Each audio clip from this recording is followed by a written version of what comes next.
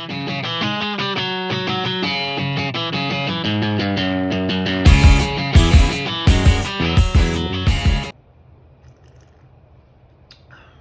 guys, Jules here from Behind the Cork for an early edition for your New Year's pick for champagne or sparkling wine. I wanted to get you guys this before tomorrow, so you have a chance to go pick something nice. Hopefully you guys had an amazing Christmas. So let's get right into it. So the classic choice for New Year's is champagne. Everybody talks about champagne. What is it? Everything is referred to champagne. However, it is definitely not. So, when we look at the classic, I have a sample right here, Moët Chandon, champagne made from northern France in the Champagne region, primarily made from 3 grapes. It'd be interesting to know that 2 out of the 3 grapes are dark grapes, or Pinot Noir, Pinot Meunier, and Chardonnay. There is no contact with the skins of the dark grapes. That's why the champagne is not a wine or darker color. So the juices are pressed and they're made in a traditional champagne method. The terroir all the way to the champagne making methods and the aging process and the manual labor that goes behind champagne is the reason why champagne is typically much more expensive. If you guys want to look into it, it is an amazing process, dates back centuries. It is something really to look into and really, really appreciate. So when you go out to the liquor store, you're looking for champagne. Some people, when I started, I wasn't crazy about champagne because what you're going to get is a typically dry wine. And what you're going to find on the label is going to say brut. So brut is dry. On the scale, on the scale in French wine, you have brut. On the even drier scale, you have extra brut, and then the completely no residual sugar is brut nature. Typically, what the champagne houses sell will be brut.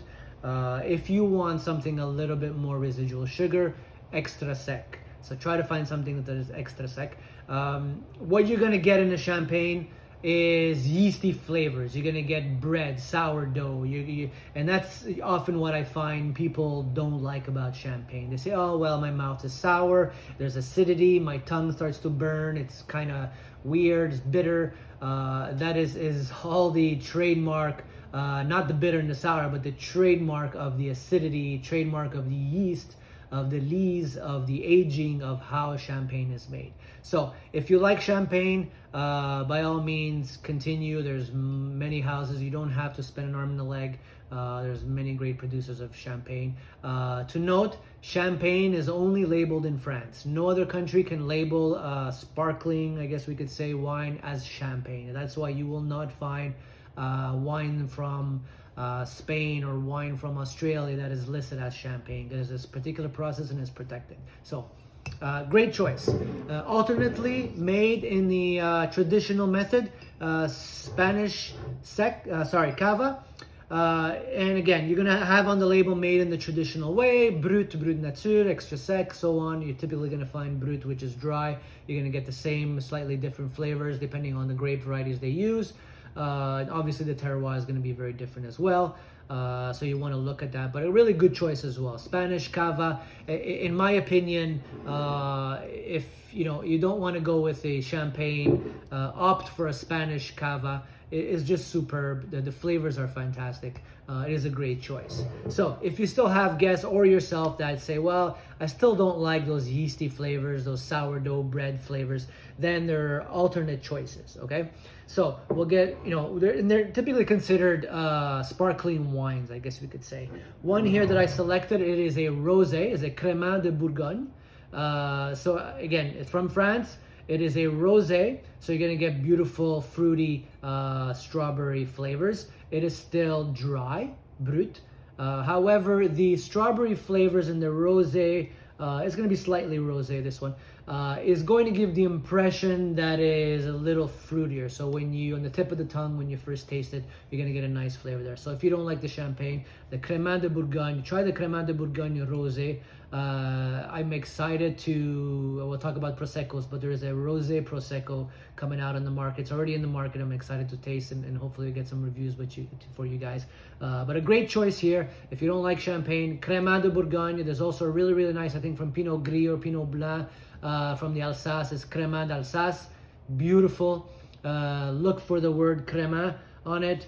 They're great choices, offer different textures, different flavors. And something different than just champagne. The bubbles will be a lot finer. So Cremant, a sparkling wine, the bubbles will be a lot finer. Obviously, there's different pressure ratings in the bottles as well. For those of you that are attempting the savoring champagne, I highly recommend you do it with a champagne. Because there's much higher pressure in a champagne bottle than there would be in a Prosecco and a Cremant. There's different regulations and different pressures in the bottle, and you want to do it with savor a bottle of champagne where you get the most takeoff force and the more success. So please don't attempt it with a Prosecco. I mean, you could try it, but you've seen some of those videos out there. So that's just a side note. So we covered the Cremant. Another great choice really is a sparkling wine. You know, sometimes you go, I have a connoisseur here. It's a rosé again. Like I said, I love the sparkling rosés.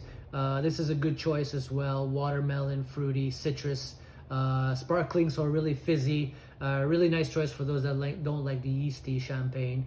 There's many different sparkling wines. I just took one right here, but this is another great choice. If you guys want to venture into something a little different, obviously we just talked about the Prosecco. This is my favorite, La Marca. You have green apple, citrus, lime, just beautiful.